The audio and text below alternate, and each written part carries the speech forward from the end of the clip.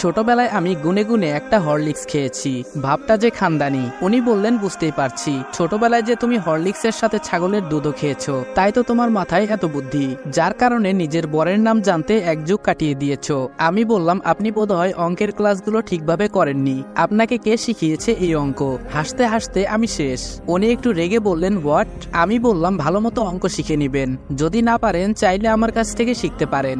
আমি এসএসসিতে অঙ্কে A+ পেয়েছি, ভাব নিয়েই কথাগুলো বললাম। উনি একটু রাগী হয়ে বললেন, রান্নাঘর থেকে আম্মু তোমাকে কেন পাঠিয়েছে সেটা বলো। আমি বললাম, ও হ্যাঁ, আপনাকে খেতে ডাকছে। আর কোনো কথা না বলে উনি হাঁটা ধরলেন রান্নাঘরের দিকে। ননদি বলল, কি ব্যাপার ভাবি, তোমাকে খুশি খুশি লাগছে? আমার মুখে হাসি জমে আছে, তাই হয়তো জিজ্ঞেস করলো। আমি বললাম, আপনার ভাই বোধহয় স্কুলে গিয়ে ফাঁকিবাজি করেছে। শাশুড়ি বলল, তা যদি আর বলতে বৌমা, ওর মতো দুষ্টু হয়তো ওর স্কুলের শিক্ষকদের হাতে তার জন্মেও পড়েনি। আমি বললাম, সেই জন্যই তো এই অবস্থা। ননদি বলল, কি হয়েছে ভাবি? আমি বললাম, ওই যে 2 দিনকে এক যুগ বলছে। ননদি বলল, ভাবি তোমার ভুল হচ্ছে, ভাইয়া যদিও দুষ্টু ছিল, তবে সে পড়াশোনায় ভালো ছিল। একটু আগ্রহ নিয়ে বললাম, ও তা ওনার রেজাল্ট কি? ননদি বলল, A+। আমি একটু অবাক হয়ে বললাম, কি? আমার রেজাল্ট তো মাত্র 4 পয়েন্ট ছিল। আজকে আমাদের বাড়ি যেতে হবে। এই যাওয়াটাকে আমাদের আঞ্চলিক ভাষায় হিরানি যাওয়া বলে। বর আমার এক গাঁটটি বাজার সদাই নিয়ে আমাকে সাথে করে উপস্থিত হলেন। সন্ধ্যার আগে আমাদের আবার ফিরে যেতে হবে। আমরা দুজন, ননদি, পুচকি, ছোট মামা শ্বশুর, তার মেয়ে ও ছোট চাচা শ্বশুর, সাথে ছোট ছেলে। আমাদের বাড়িতে নতুন জামাইকে সেই সমাদরে ব্যস্ত সবাই। আমার কাছেও ভালো লাগছে। মেয়েদের বিয়ের পরে হয়তো এটাই বাবার বাড়িতে সবচেয়ে বড় চাওয়া। যখন সে তার বাবা বাড়িতে আসবে, তার সমাদরের যেন কোনো ত্রুটি না থাকে, এতেই যেন তারা প্রশান্তি পায়। কয়েকজন কাজিনের সাথে দাঁড়িয়ে কথা বলছি। বর আমার তার শ্বশুরের সাথে কথা বলতে ব্যস্ত। আমার একটা ছেলে কাজিনের গায়ে পড়া স্বভাব, কথায় কথায় গায়ে হাত দেয়। আজও তার ব্যতিক্রম হচ্ছে না। ব্যাপারটা হয়তো মিস্টার ইফতির নজর এড়ালো না। রাগী দৃষ্টিতে তাকিয়ে আমাকে ইশারায় তার কাছে ডাক দিল। তার সামনে এসে বললাম, কিছু বলবেন? উনি বললেন, পানি খাবো। মুখের মাঝে প্রচন্ড রাগের ছাপ, তবে সেটা লুকানোর ব্যর্থ চেষ্টা করছেন উনি। আমি বললাম, সন্ধ্যার আগে আবার শ্বশুর বাড়ি ফিরে আসলাম। বাসায় এসেই উনি বেরিয়ে গেলেন। শাশুড়ির কাছ থেকে জানলাম ব্যবসার কাজে বেরিয়েছেন, কিন্তু তিনি কিসের ব্যবসা করেন তা আর জানা হলো না। রাত 11টা। উনি বললেন, শোনো। আমি বললাম, বলুন। চুল বাঁধছিলাম। উনি বললেন, খোলাই থাক না, ভালোই লাগছে। আমি বললাম, ওকে, আমার চুল বাঁধতে ইচ্ছা করছে না। উনি একটু কঠোর হয়ে বললেন, আর একটা কথা মনে রাখবে। আমি বললাম, কি কথা? উনি বললেন, তোমাকে ছোঁয়ার অধিকার শুধুমাত্র আমার, অন্য কেউ ছুলে তোমার কি হবে আমি জানি না। আমি চাই তুমি এই ব্যাপারটা মাথায় রাখবে। কঠোর গলায় কথাগুলো বললেন উনি। মাথা নিচু করে বললাম, উনি একটু রোমান্টিক হয়ে বললেন, এই শোনো, তোমার না কি যেন ইচ্ছে আছে? আমি বললাম, কি? উনি বললেন, রাতে বরের হাত ধরে বাহিরে হাঁটার।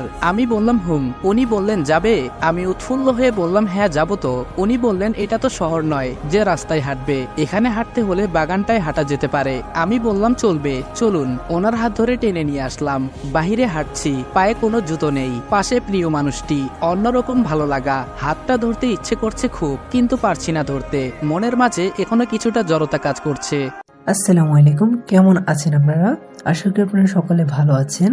আমি হচ্ছি সাজিদ রেদওয়ান, আমার বন্ধু। তো ও অনেক অসুস্থ, যার জন্য ও ভয়েস দিতে পারতেছে না। দীর্ঘদিন ধরে অসুস্থ ছিল, কিন্তু তারপরও আপনাদের জন্য গল্প কন্টিনিউ করেছে। কিন্তু এখন ওর অবস্থা অনেক খারাপ, আপনারা ওর জন্য দোয়া করবেন। আর আপনাদের জন্য গল্পটা এখন আমি কন্টিনিউ করতে যাচ্ছি। তো চলুন গল্প শুরু করা যাক।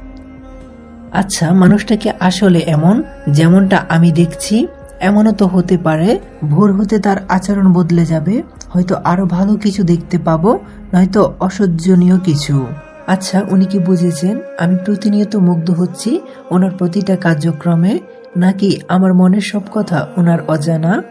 জানবে বা কি করে? জানিয়েছি নাকি আমি ওনাকে? আর কোনো কথা, মানুষ চেহারা দেখে সাময়িক কোনো কিছুর আগ্রহ বুঝতে পারে, মনের কথা নয়। মানুষ কারো চেহারা দেখে হতাশা বুঝতে পারে, কিন্তু হতাশা হওয়ার কারণ নয়। উনি হয়তো আমার মন বুঝতে পারেন কিংবা বোঝার ক্ষমতা রাখেন, তাই বলে যে উনি আমার মনের সব কথা বুঝতে পারবেন তা কিন্তু নয়। ধীরে পায়ে হাঁটছি, তার সাথে তাল মিলিয়ে তিনি হুট করেই কথাটা বলে উঠলেন, কি ভাবতেছো এত? তখন আমি বললাম, কিছু না। তখন উনি বললেন, কিছু একটা ভাবছো?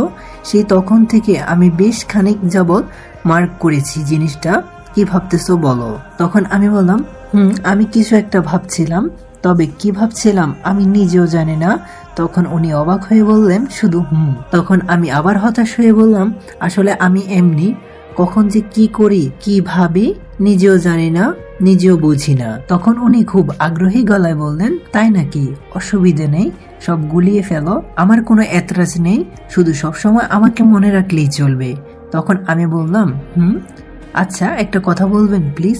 তখন উনি বলল, হ্যাঁ বলো। তখন আমি বললাম, কিছু মনে করবেন না তো? উনি তাচ্ছিল্যের সাথে বললেন, মনে করার মতো হলে অবশ্যই তো মাইন্ড করব। তখন মনটা খারাপ করে বললাম, যা, বলবোই না। উনি তখন আবার বললেন, আচ্ছা যাও, কিছু মনে করব না, বলো। তখন আমি মুখটা গোমড়া করে আছি আর বলি, বলবো না। তখন উনি বলল, আচ্ছা থাক, বলা লাগবে না, ওই দিকটায় গাছের মোটা শিকড় আছে, ওইখানটায় বসি। কিন্তু আমি সেইখানে দাঁড়িয়ে আছি দম ধরে। উনি তখন আমাকে বলল, ওরে বাবরে, রাগও তো আছে দেখি, ব্যাপার না, ভাঙিয়ে নেব। কথাটা বলেই ওনার কনি আঙ্গুলটা আমার কনি আঙ্গুলের মাঝে পেঁচিয়ে ধরলেন। তারপর আমি ওনার দিকে ফিরে তাকালাম। তখন উনি বললেন, রাঙ্গাফুরি লাগছে তোমায়, রাগলে তো বেশ ভালোই লাগে, জানো ইচ্ছে করছে কি? তখন আমি বললাম, কি ইচ্ছে করছে? তখন উনি বলল, তোমার রাগ না ভাঙিয়ে এভাবে বসিয়ে এক পলকে চেয়ে থাকি, মন ভরে যেন দেখি। কথাগুলো বলতে বলতে আমাকে টেনে গাছের শিকড়ের উপর বসিয়ে আমার সামনে হাঁটু গেড়ে বসলেন। তখন আমি বললাম, ওমা, আপনি মাটিতে কেন বসছেন? এই যা, আমার রাগ কই গেল? তখন উনি বলল, আরে তোমার সৌন্দর্য করেছে মোরে ঘায়েল, কি করে যে থাকিবে মোর ধ্যান, কোথায় থাকি কোথায় বসি নাহি বুঝতে পারি, ইচ্ছে করে মোর চেয়ে থাকি তোমার পানে, এই জন্মে অনন্তকালে ভাবছি আমি তোমায় কত, কোথায় ছিলে তুমি গত দিন, বৃথা ছিল তোমায় বিহীন আমার প্রতিটা দিন, এই বুঝি ফিরে পেলাম আমার অন্তরে বাস করা, থাকতে চাই আমি তোমার চারিপাশে, প্রতিটা ক্ষণে তোমার প্রেমে বিভোর হয়ে, মুগ্ধ হয়ে তাকিয়ে আছি আমি। ওনার এই মাত্র বলা কথাগুলো বোঝার চেষ্টা করছি। শেষ একটা লাইন ভালো লাগলো, ওনার মনের রাজ্যে কারো বসবাস ছিল না, উনি স্বপ্ন দেখছেন কাউকে নিয়ে যার অস্তিত্ব ছিল না ওনার জীবনে। আমি হয়তো তার জীবনে সেই অস্তিত্ববিহীন মানুষটা আসতে পেরেছি। দুজনের মাঝে নীরবতা কাজ করছে। তখন উনি বলল, তুমি কি যেন বলতে যেও বলনি? তখন আমি বললাম, তখন উনি বলল, বলো না শুনি। তখন আমি বললাম, না বলবো না।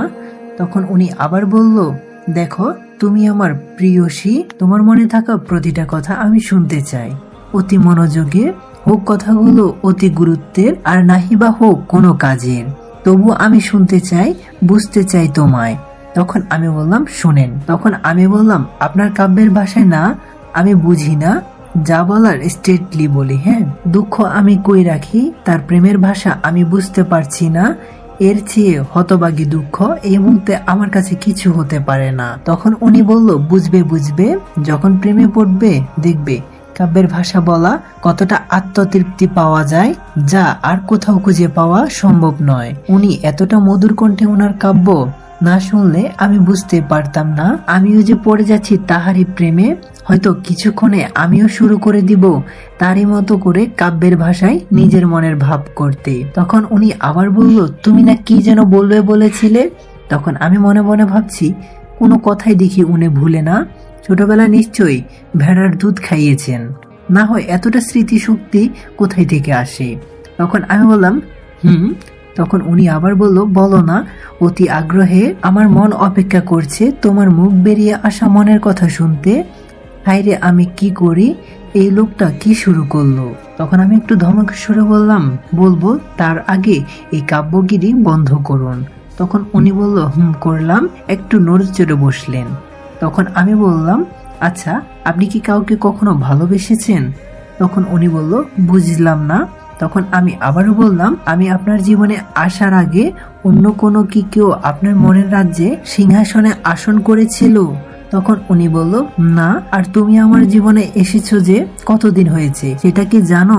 তখন আমি বললাম, আজকে সহ 3 দিন হলো। উনি তাচ্ছিলের একটা হাসি দিয়ে বললেন, না না। তখন আমি বললাম, মানে? না মানে কি? আমাদের বিয়ে হলো আজ 3 দিন, তাহলে আমিও আপনার জীবনে এসেছি যে 3 দিনই তো হলো, তাই না? উনি তখন বলল, বললাম তো তুমি না। এই প্রশ্নের উত্তর আমি এখন দিতে পারবো না। অন্যরকম ভাবে কথাটা বললেন, কথাটা বলেই দাঁড়িয়ে গেলেন। তখন আমি বললাম, না, আমি এখনই শুনবো। তেরামি শুরু করলো অনুর, আমিও দাঁড়ালাম।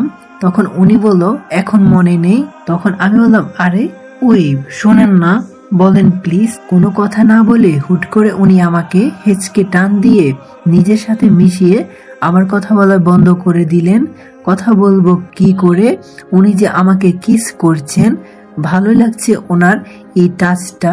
কিছুক্ষণের মধ্যে মনে হলো আমায় ছেড়ে দিচ্ছে, মনে হতেই আমি ওনাকে টেনে নিলাম। চোখ বন্ধ করে আছি, ওনার পায়ের উপর পা রাখা। আমার লোকটা আমার থেকে বেশ খানিকটা লম্বা, যার ফলে ওনাকে ঝুঁকে কিস করতে হচ্ছে। সময়টা যদি ধমকে যেত পৃথিবীর সকল পিছুটান, আমি তখন অনুভব করতে পারতাম এই মুহূর্তটাকে অনন্তকাল। উনি আমার হালকা সাড়া পেয়ে আমার গায়ে হাত দিয়ে নিজের সাথে সম্পূর্ণ মিশিয়ে নিলেন। সত্যি যখন মনের মাঝে অনুভূতি থাকে তখন এই সকল মুহূর্তগুলো শ্রেষ্ঠ মুহূর্তগুলোর মাঝে লিপিবদ্ধ করা যায়। আজকের এই সময়টা সারা জীবন আমার কাছে চিরস্মরণীয় হয়ে থাকবে। ওনার প্রথম ছোঁয়া যদিও কালকে ছুঁয়েছে, কিন্তু আমি তো আর ছুঁইনি। মাথাটা নিচু করে আছি। উনি আদরের গলায় বললেন, কি হলো, রাগ করলে বুঝি?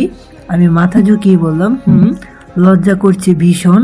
তখন উনি বলল, হাই রে আমার বউটা, লজ্জাও পায় দেখছি। উনি কথাটা বলেই হুট করে আমাকে বাগানের মাঝে। তো গাইস, আজকের পার্টটা কেমন লেগেছে ওইটা কমেন্ট করে জানাবেন। আর আজকের পার্টের কোন মুহূর্তটা আপনাদের কাছে সবচেয়ে সুন্দর লেগেছে সেটাও কমেন্ট করে জানাবেন। আর হ্যাঁ, নেক্সট পার্টে কি হতে যাচ্ছে, বাগানের মাঝে কি এমন হতে পারে সেটা দেখতে অবশ্যই পরবর্তী পার্টের জন্য চোখ রাখুন। কি হতে পারে সেটা আপনাদের যার যার মতামত জানাবেন। আর হ্যাঁ, যদি এই ভিডিওতে 1K লাইক এবং 500 কমেন্ট হয় তাহলে কালকের পার্টটা আপনাদের জন্য লং ভিডিও দিব। তো আপনারা কি চান লং ভিডিও, তাহলে জানাতে পারেন। তো আপাতত সবাই ভালো থাকবেন, সুস্থ থাকবেন। খোদা হাফেজ।